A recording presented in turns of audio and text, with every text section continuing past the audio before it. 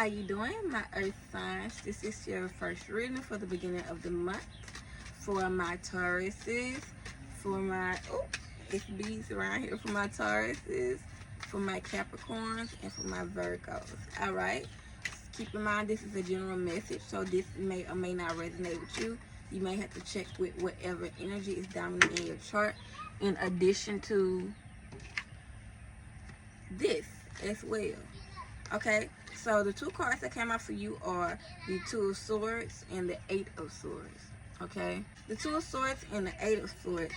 So there's a lot of self-sabotaging to be mindful of this month. Whether it's self-sabotaging for wanting things to go exactly in your way, or self-sabotaging for not accepting things. See, even now I'm getting like tongue-tied. Okay, maybe I'm strongly feeling like there's this, this inability to pull down what's going on in your head and bring it forth to speak it. There may be things that are going on that kind of mind fuck you in a sense. You're not able to put it into words, and in doing so, you're binding yourself. You're getting yourself caught up. Making yourself stagnant, unable to move because you're unsure how to explain what you're seeing before you, possibly making excuses for your actions or for other people's actions. But be mindful of entangling yourself, cursing yourself by speaking negatively against yourself, or just speaking against yourself, period. Stay away from I can't.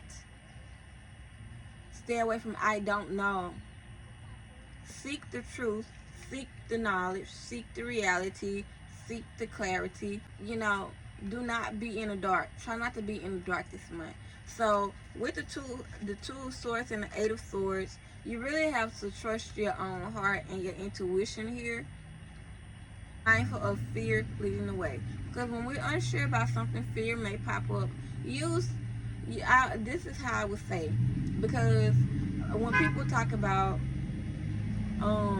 ego deaths and getting rid of your ego and things of that nature, I feel strongly that the ego serves a purpose because it's a part of your identity.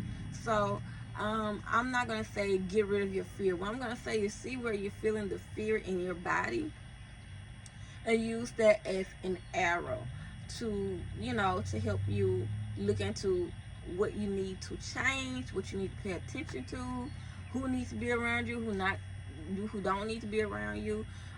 So yeah, there may be a lot of triggers for you all this month.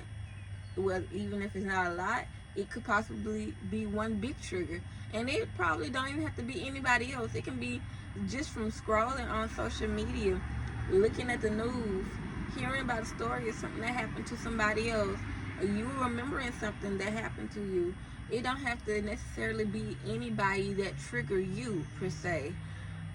It could just be a trigger that you thought was, something you thought was resolved that really make you feel some type of way, and then now you're feeling confused, unsure, not confident in yourself, feeling in the dark, feeling bound, and things like this.